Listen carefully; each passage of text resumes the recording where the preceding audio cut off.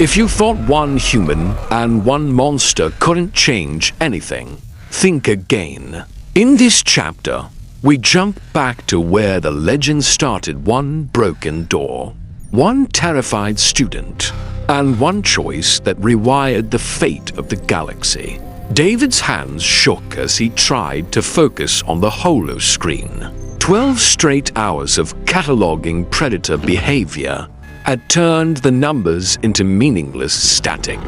But he couldn't stop. His thesis advisor would want a progress report soon. And the last thing David needed was another reminder that he was behind schedule. The Xenobiology wing was almost eerily quiet. The day shift had cleared out the moment the solar storm alert hit the station-wide comms. Only the hum of life support and the faint thrum of the reactor bled through the walls now. Everyone else knew better than to hang around during a storm. Everyone except him. Both sides of the corridor were lined with specimen chambers. Some held fossils, some contained organisms frozen in stasis, suspended in soft blue light. A handful housed sedated live specimens, wrapped in shimmering containment fields that buzzed gently in the red-toned standby illumination. He'd walked past them so many times that the shapes behind the glass were practically furniture. Tonight, though, the air felt strangely wrong thick, like the station itself was holding its breath. His ears popped as he pushed away from his console. The lights flickered. Overhead strips dimmed to black for a terrifying heartbeat. Then emergency generators kicked in. Stark red light flooded the corridor, turning everything into hard edges and deep shadows. David's tablet chimed, throwing warnings across the display. Solar storm interference. Power fluctuation. Non-critical systems cycling. Non-critical, he muttered, already grabbing his toolkit. Sure. Totally comforting. He sprinted toward the main control room. The containment grids were supposed to be shielded from storms. But supposed to was what people wrote in reports before disasters. He slid into the control room, slammed his hand onto the access pad, and brought up the diagnostics. A row of chamber icons flickered into view, most glowing steady green. A few pulsing yellow as backup power bled into them. Come on, stay with me, he whispered. He manually rerouted power, stealing it from non-essential lab sectors and dumping it straight into the most dangerous. Containment fields. The auto systems would eventually catch up, but they were cautious and slow. He didn't have time to let them think. That's when he heard it. A metallic clang, sharp and wrong, echoing from down the corridor. David froze. That wasn't the creak of old wiring or the groan of pressure shifts. That was something physical, heavy, moving.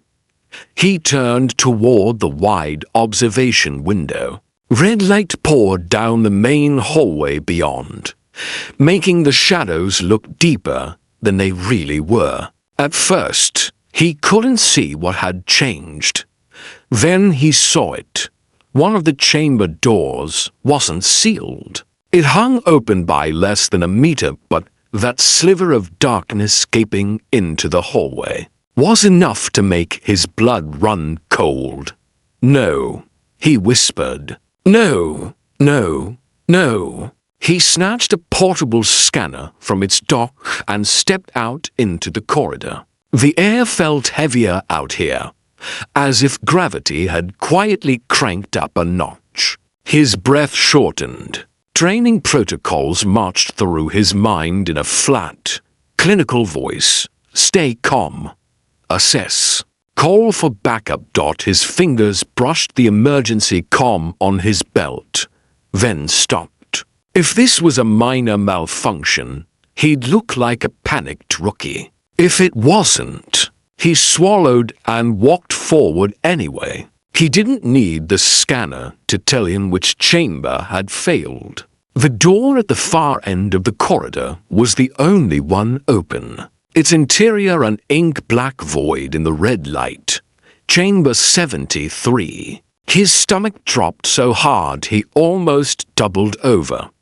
Chamber 73 housed the Ravager. Everyone on Meridian Station knew of it, even if they'd never seen it. The official Xenobio files called the species X-73 predatory macrofauna, Ravager class.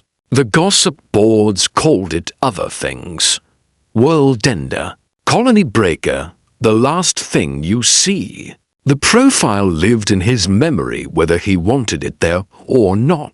Native to the quarantined region called the Outer Reach, massive musculature, 6 limbs for running, to that could behave as arms or extra support. Armored scales capable of deflecting small arms fire. Bioluminescent spines that changed color with mood. Triple rows of serrated teeth designed to strip a carcass faster than most industrial cutters, a species so feared that entire sectors had been evacuated rather than risk them.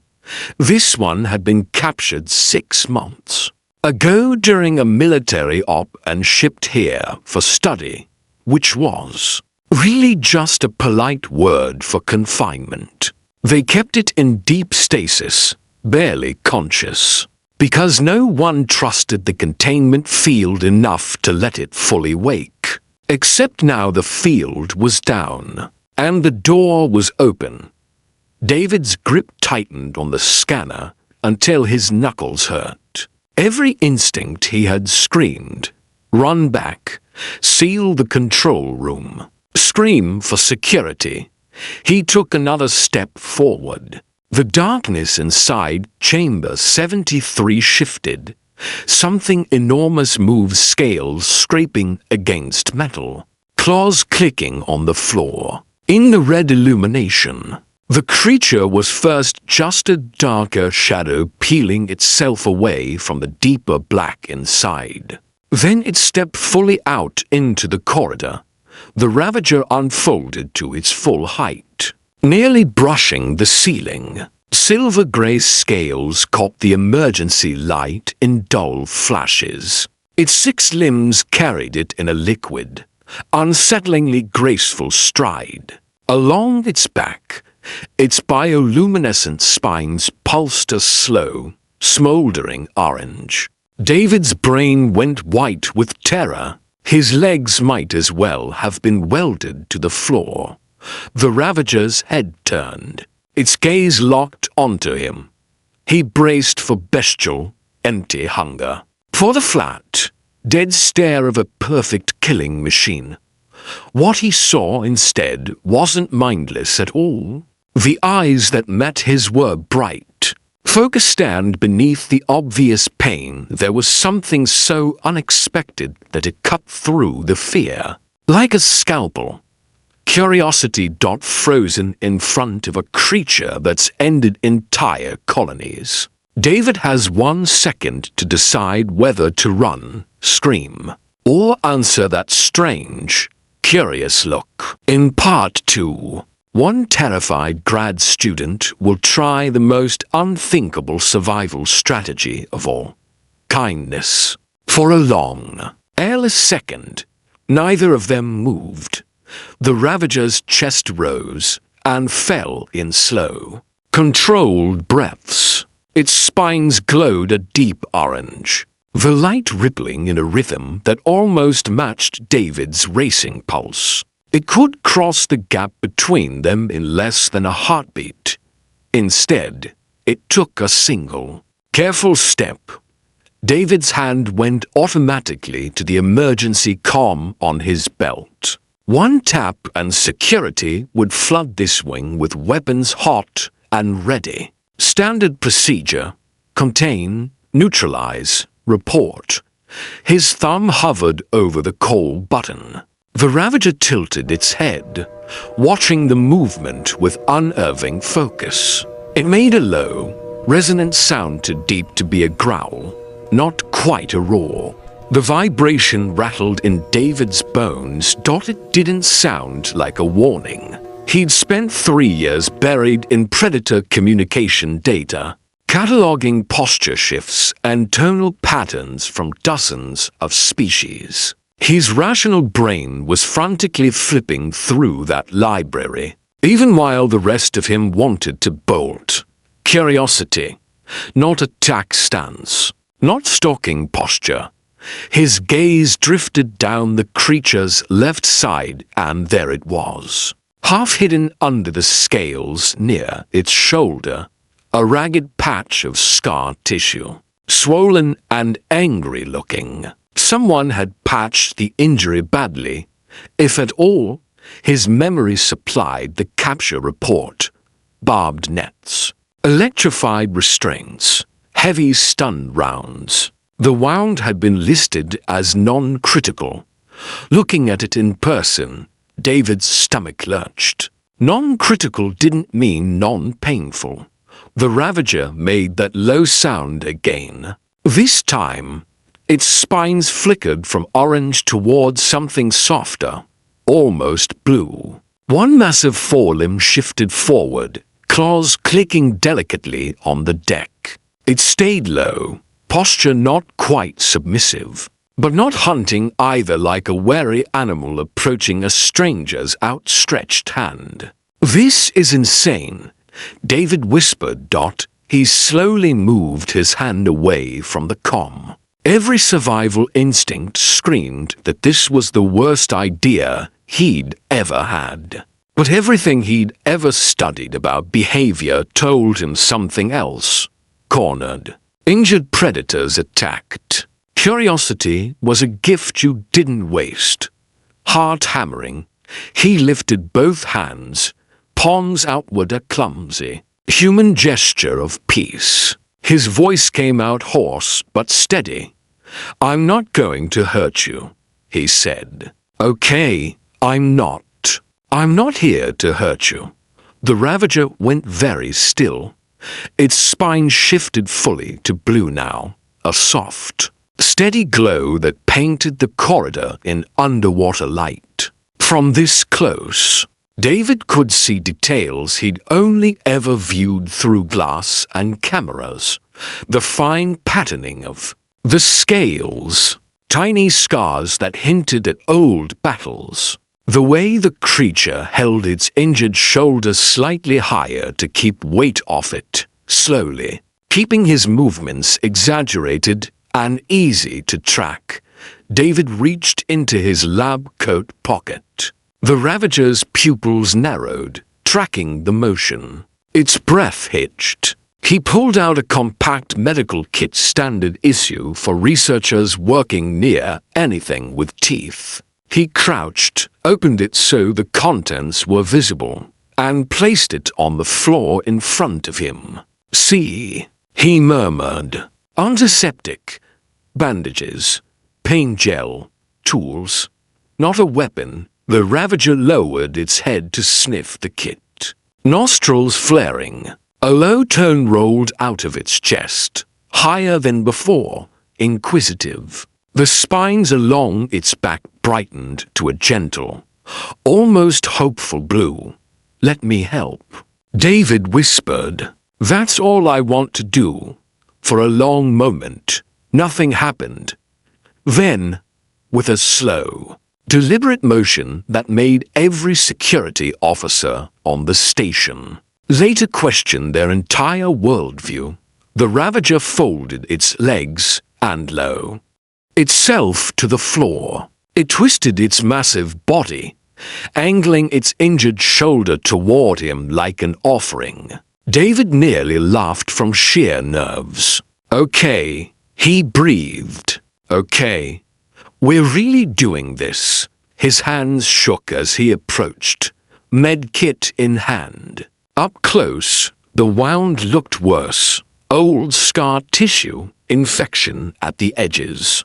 clear signs that the creature had been healing without proper care. He worked as gently as he could, murmuring nonsense reassurance more for his own sake than the Ravagers. It's just antiseptic. It'll sting a little. I know. The Ravager flinched once when the cleanser touched exposed tissue. Its claws scraped the deck, but it didn't pull away. Its breath came faster for a few seconds, then steadied.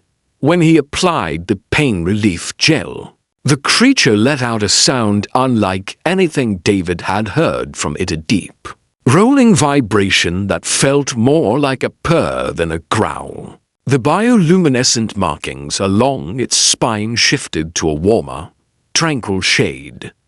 "That's better, huh?" he said softly. He finished bandaging the shoulder and sat back on his heels. For a moment, they just stared at each other. Then the Ravager leaned forward, very carefully, and touched its forehead to his chest. The contact was gentle, brief, and so deliberate that David's breath caught. If this had been any Earth animal, he would have called it a thank-you.trust bond.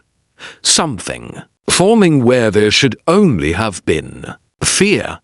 The moment shattered as alarms exploded to life around them. Red strobes along the corridor started, flashing in rapid pulses. The general alert blared through the station. Containment breach.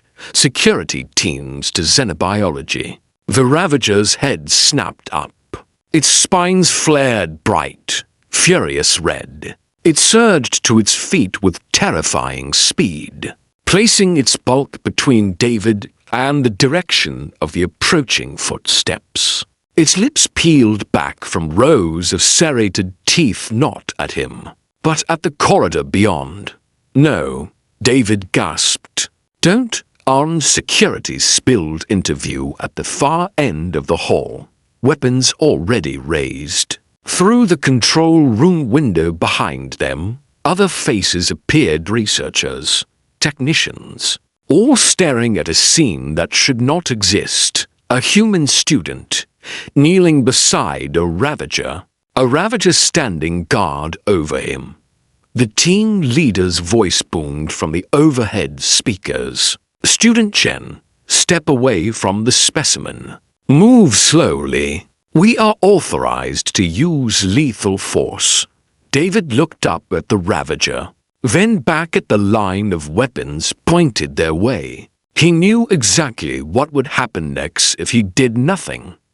He stood, walked around the Ravager's looming bulk, and planted himself between the creature and the security team. He spread his arms wide.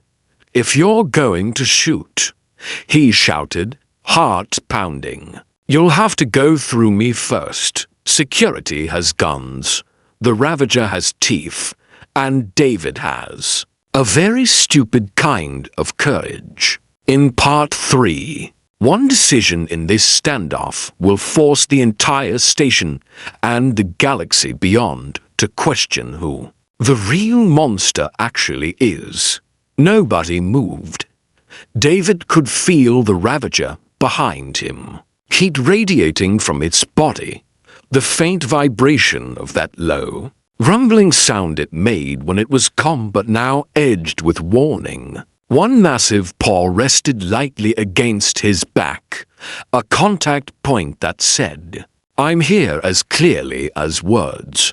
The security team at the end of the corridor shifted uneasily. Their weapons were steady, but their expressions were not.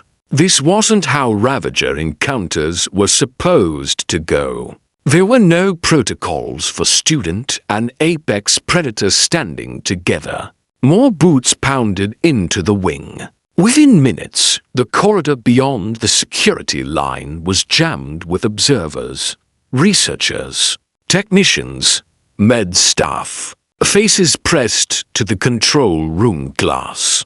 Recording devices came out. The scene was being documented from every angle. A figure pushed through the front of the crowd tour. Silver-haired, posture ramrod straight. Director Yara.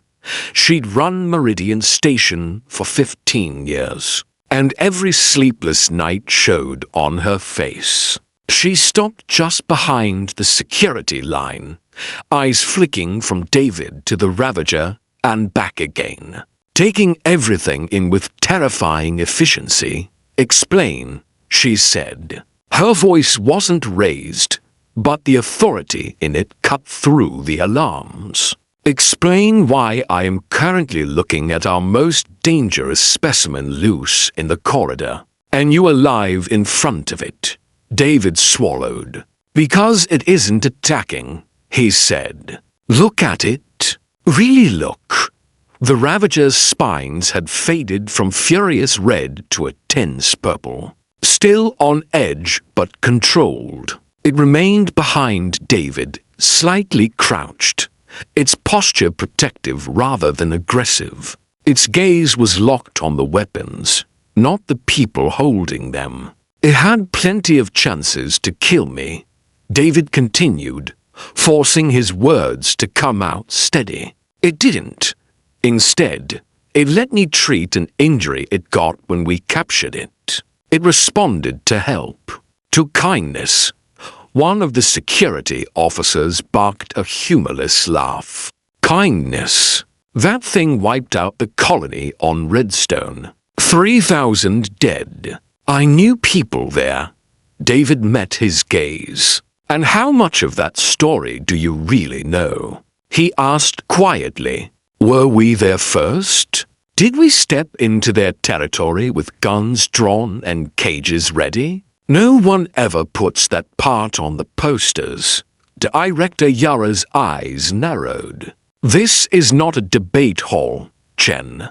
That creature is classified as an existential threat under Council law. My job is to make sure it never gets the chance to live up to that classification.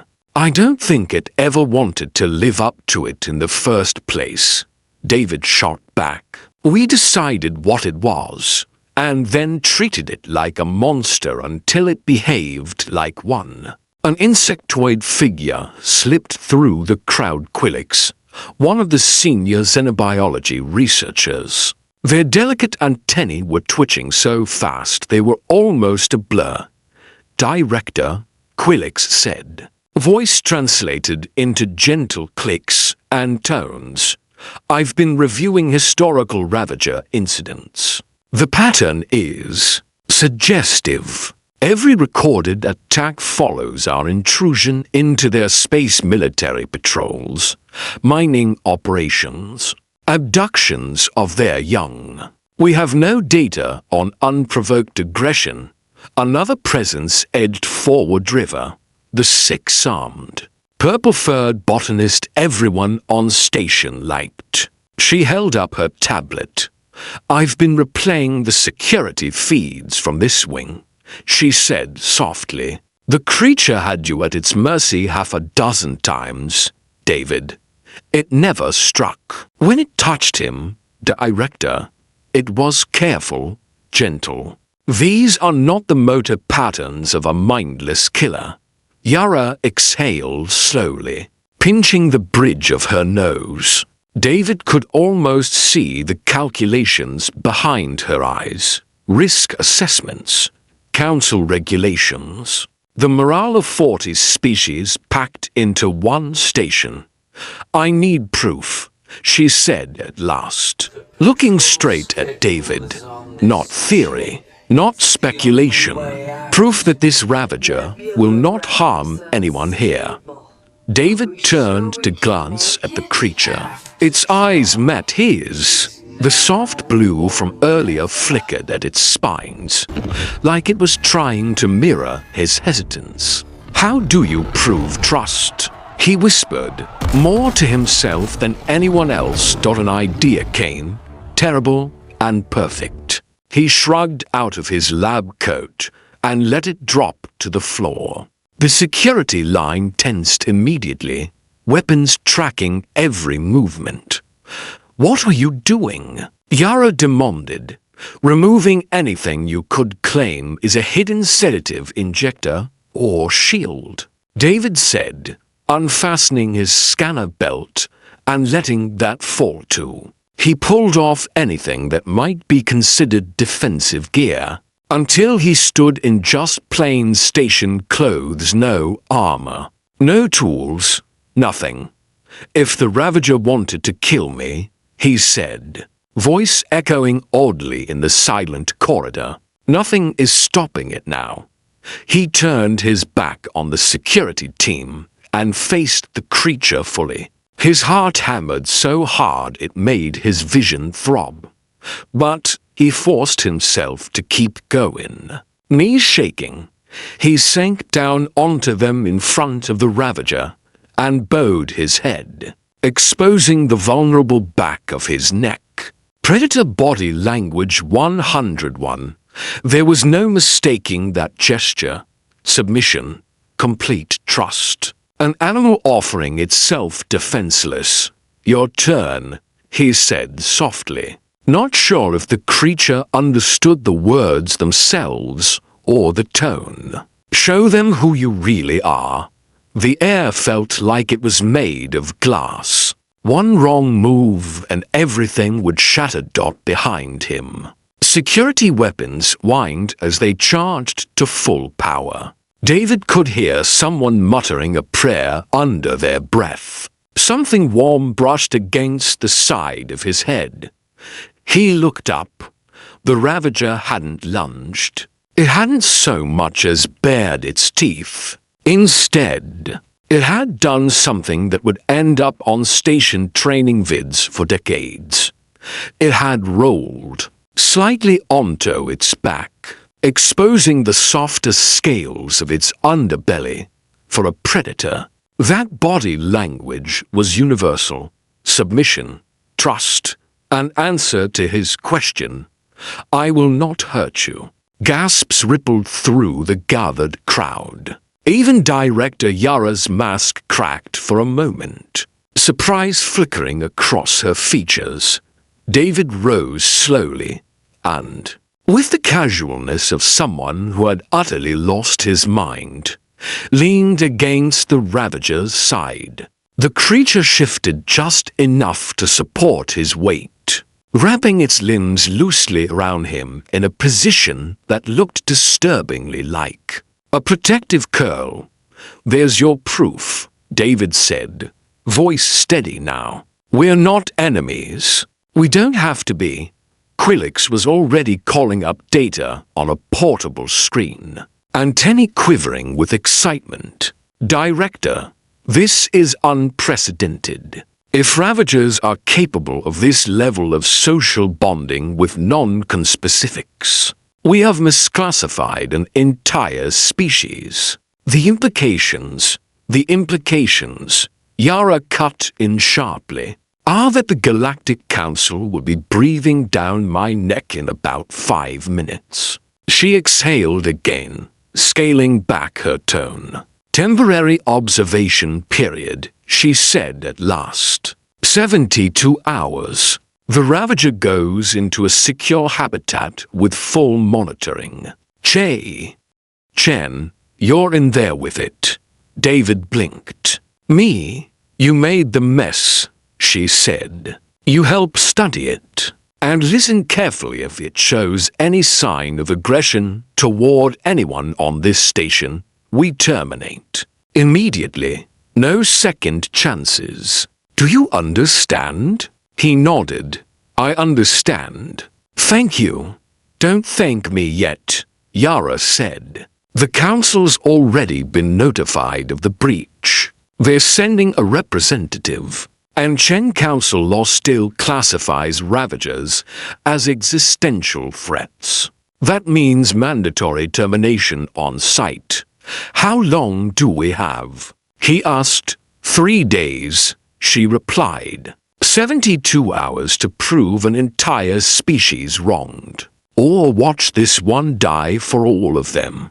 Behind him, the Ravager made a low, steady sound, its spines glowing a calm, determined blue as if it understood more than anyone wanted to believe. Locked in a habitat with a creature the law says must die, David has just 3 days to rewrite everything the galaxy knows about Ravagers. In Part 4, the countdown begins, and so does the first true conversation between human and monster.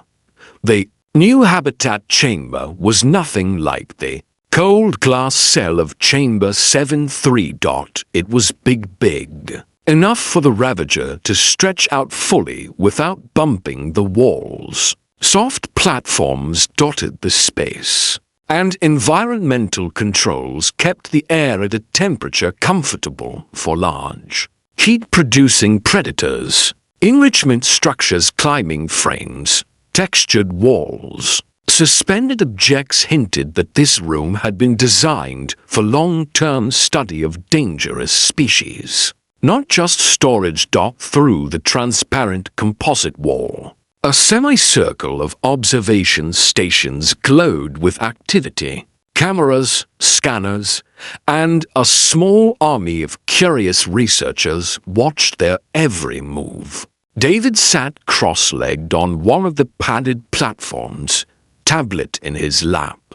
The Ravager lay curled beside him, close enough that he could feel warmth radiating from its scales. The bandage on its shoulder looked clean. The wound readings on his tablet were finally trending in the right direction.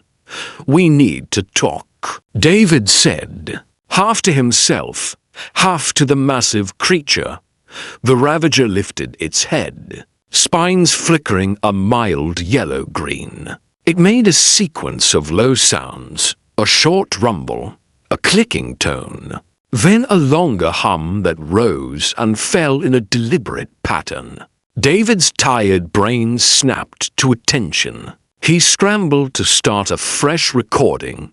"Okay," he murmured. "That's new. Do it again?" As if it understood, the Ravager repeated the sequence slower this time, with clear spaces between each component sound, like a teacher breaking a word into syllables for a child. His hands trembled as he labeled the clip. For hours, they worked like that. The creature would produce sounds in certain contexts when food arrived, when someone approached the glass, when David touched the injured shoulder, when he simply sat quietly nearby. Each time, David recorded and tagged it with as much context as he could. Posture, spine color, eye focus. What had just happened? Patterns started to emerge. A low, steady rumble that matched calm blue spines. A sharper tone paired with alert yellow when someone unfamiliar entered the observation area. A complex, layered hum used only when the Ravager interacted directly with him. "You're not just making noise," David whispered at one point, rubbing his eyes. "You're structuring it." By the time the station lights dimmed to night cycle, he was running on caffeine and adrenaline. He slumped back against the Ravager's side, the creature's heartbeat a slow, soothing drumbeat under his palm. "I'm going to call you something," he yawned. "Feels weird not having a name." The Ravager turned its head slightly, one golden eye focusing on him. "How about ash?" David said. "For the gray on your scales, and because you're rising out of the ashes of what everyone thought you were." The creature made a soft, almost questioning chirp. "I'm going to take that as a yes," David said, smiling despite himself. He woke hours later to a sound he couldn't immediately place. Not the low purr he'd come to recognize, not the hum of the station, not the squeak of observation equipment. It was music. Ash lay beside him, eyes half closed, emitting a long, flowing sequence of tones. The sounds rose and fell with intentional rhythm, overlapping harmonics shimmering through the chamber air. Colored light rippled along Ash's spines in synchronized waves: gold, blue, soft green. "You're humming," David whispered, awestruck. "You're literally singing." When he sat up, Ash's spines brightened. The Ravager switched to a shorter pattern of chirps and whistles. David scrambled for his tablet and played back one of the clips from the previous day. A specific chirp sequence. Ash listened, then repeated the sound slower, with clear gaps between frequency shifts, like a teacher correcting a student's pronunciation. "You're talking to me," David said, voice barely audible. "You've been talking this whole time. We just never listened properly." Later that day, Quillix joined him inside the observation ring, peering at the data with all four compound eyes wide. "This is legitimate language structure," they said, antennae vibrating with excitement. "Not just emotional vocalization. There's syntax here, rules, responses change depending on context, but follow patterns. This is a full linguistic system. Will the council care?" David asked, still staring at Ash, who was now quietly watching them both. "Will it be enough to convince them this isn't just some fluke animal mimicry?" Quillix's antennae drooped a little. "The council representative arrives tomorrow. Commander Silas. He is known for rigid thinking. He lost his home colony in a Ravager incident. He has built a career around ensuring it never happens again. He will not want to be wrong." David glanced back at Ash. The Ravager had shifted closer at the name Silas, spines dimming toward cautious orange as if sensing the tension. That evening, David sat against Ash's side and tried to explain. "There's someone coming who thinks you're a nightmare," he said quietly. "Someone who believes killing you is the safest option. I'm trying to find a way to show him he's wrong, but I don't know if it'll be enough." Ash made a long, low sound unlike the others, a resonant note that vibrated right into David's chest. Then the Ravager lifted one massive paw and gently pressed it over David's heart. The gesture was so achingly gentle that his throat tightened. "I won't let them hurt you," he whispered. "I don't know how yet, but I'm going to try," Ash answered with that soft, multi-layered hum he'd started to recognize as friend, maybe even family. And then, for the first time, Ash began telling him a story. The vocalization that followed was longer than anything David had recorded before. It rose and fell in distinct segments, tones shifting from bright, playful ripples to sharp, frantic spikes. In his mind, pictures bloomed, a group of Ravagers together, young ones playing, adults hunting and sharing food. Then ships in the sky, weapons, nets, screens, families torn apart, grief bled through every note. "Why?" David whispered when the sound ended. "You're asking why this happened? What you did wrong?" He swallowed. "You didn't do anything wrong. We did. We were afraid. We didn't understand. And fear makes people do terrible things." He documented everything until his eyes burned. Ash's story, the patterns in the language, the implications of complex social structures and emotional depth. He turned it into a presentation as polished as he could manage on no sleep. That night, the comm on his tablet chimed an encrypted message from Quillix. I may have a solution. Meet me on observation deck 7 during night cycle. Come alone. Tell no one. Delete this. David deleted it. Heart racing. Across the chamber, Ash's marking shifted to wary orange. Do you trust me? David asked softly. Ash's answer was that familiar hum, followed by the gentle press of its forehead against his. I trust you. Always. With the council's executioner on the way and the clock ticking down, help is reaching out from the shadows. In part 5, David will face a choice: stay and argue with a broken system, or break every rule to steal a monster the galaxy wants dead. The station's night cycle made the corridors feel like they belonged to someone else. Lights were dimmed to soft blue, most sectors on skeleton crew. Beyond the walls, the solar storm still crackled in the void, but Meridian had settled into its usual hum of sleeping machinery and tired ventilation. David slipped out of the habitat chamber when the monitoring shift rotated. Ash stayed behind, stretched in a relaxed pose that would read as resting on the cameras. Only the faint tension in the creature's spines betrayed that it was watching him go. Stay calm, he'd whispered before stepping through the door. If anyone checks, just look boring. He wasn't sure how much of that Ash understood. Observation Deck 7 sat near the station's outer ring, a wide-paneled window looking out over the starfield. Tonight, it was almost dark. Only a few maintenance lights glowed near the floor.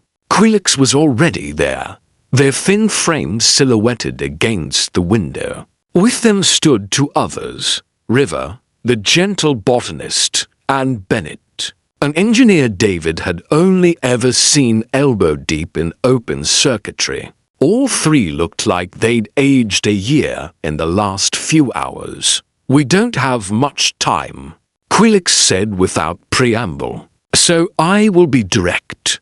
River stepped forward, 6 hands folded together. We want to help you and Ash get off this station. David blinked. That's not what I expected to hear. What's happening to that creature is wrong, River said softly. Killing a sentient being because we misjudged its species isn't justice. It's convenience dressed as law.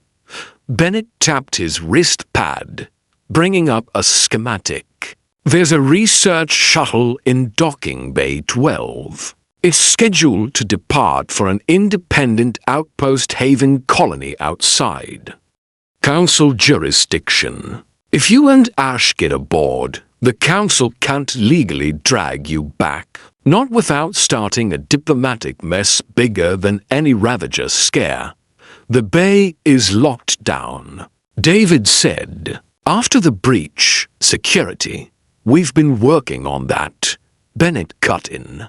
I can ghost the bay door logs and temporarily disable internal lockdown protocols. River and Quilix will trigger multiple false alarms in other sectors.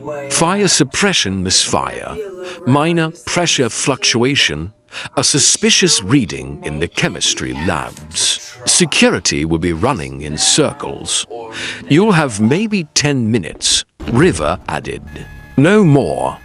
David stared at them. You're risking your careers, your freedom, for me, for Ash. Why? Quilix's antennae lifted, their gaze steady. Because we are scientists. We are supposed to follow evidence, not fear. You and Ash have shown us something remarkable, a bond we did not think was possible. A bridge where there should have been a wall. That is worth protecting. River nodded. And because I've watched the footage, I saw the way Ash touched you in the corridor.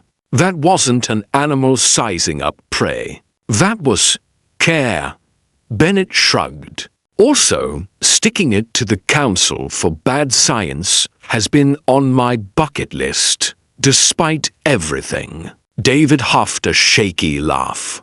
When? He asked. 3 hours, Bennett said. That gives us time to set up the diversions and load the shuttle with supplies. Pack light.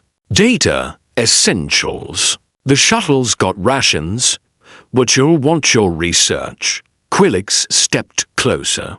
All for eyes intent. No thanks, David. Just succeed. Show the galaxy what we already know. That understanding is stronger than fear.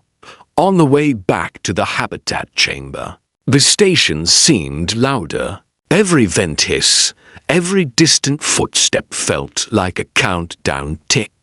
Ash was already up when David re-entered. The creature's spines glowed a questioning yellow-orange. We have a chance, David said quietly, crossing to sit in front of those bright eyes. A shuttle to a place called Haven Colony. People there don't answer to the Council. If we can make it, you'll be safe. Safer, at least. Ash made a low, thoughtful rumble. There's a catch, David continued. To get there, we have to run. Security will try to stop us.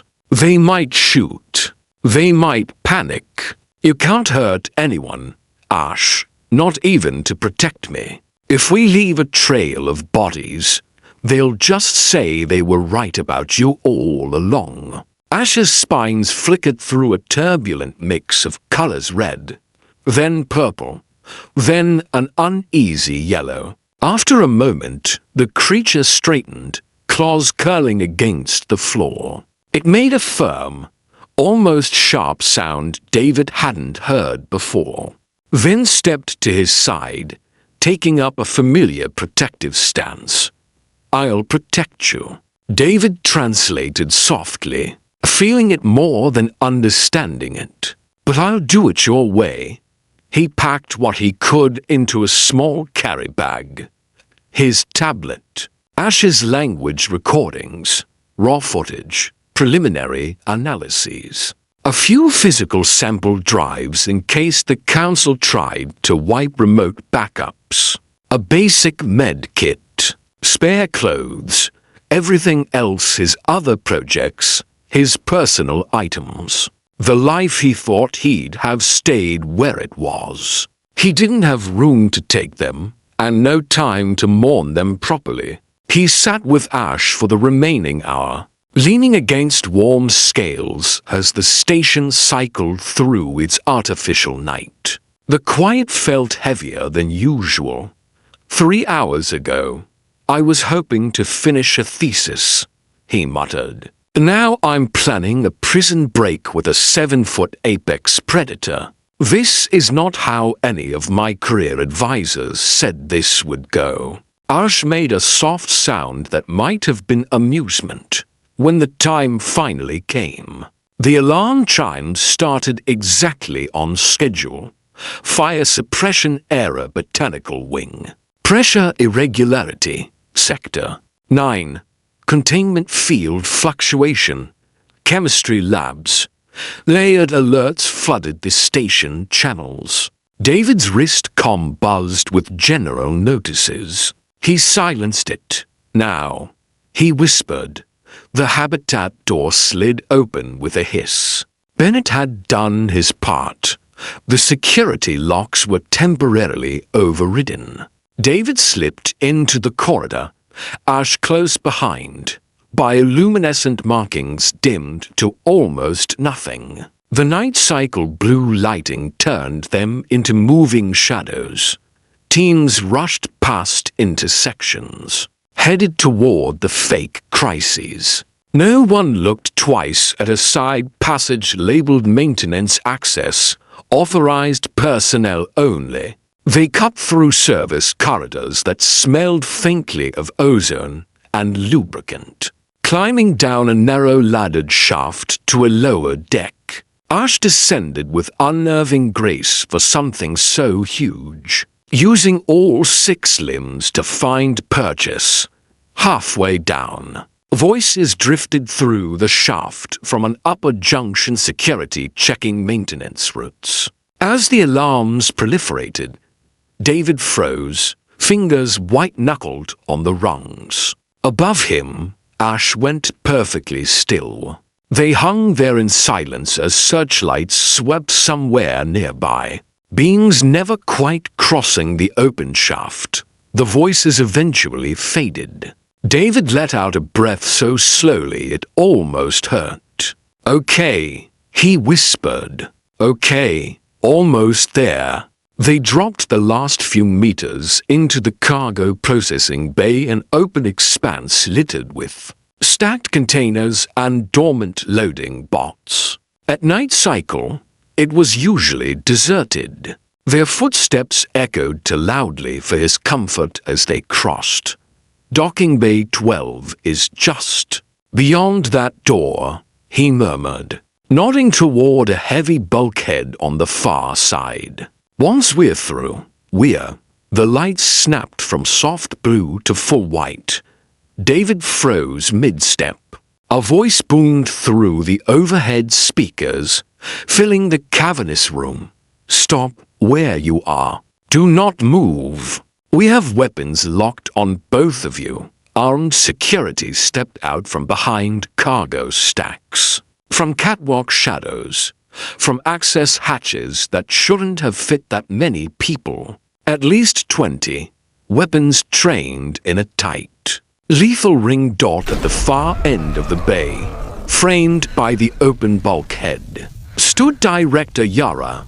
"I'm disappointed, Chen," she said, walking forward with measured strides. "I hoped you'd be smarter than this." "You knew," David said, throat dry. "About the diversions, about the shuttle." "I know everything that happens on my station," she replied. "Did you really think Quilix and the others could hack half my systems without my noticing? I've been watching this little rebellion since the first encrypted message." Behind him, David felt Ash tense, spines flaring to a hot, angry red. Muscles coiled, teeth bared, body ready to launch. "No," David said sharply, pressing a hand against Ash's side. "No fighting. We promised." Ash made a low, distressed sound but stopped. The red stayed, but the creature held itself in place. "You see that?" David called out, voice shaking. "You're surrounding it with guns. You're threatening me, and it still isn't attacking. How much more proof do you need that it isn't the monster in this room?" Yara's jaw clenched. "Proof isn't the problem anymore," she said. "The law is. Caught in a trap with security closing in, and a council executioner on the way. One last unexpected ally will decide whether David and Ash die in a cargo bay, or get a shot at freedom among the stars."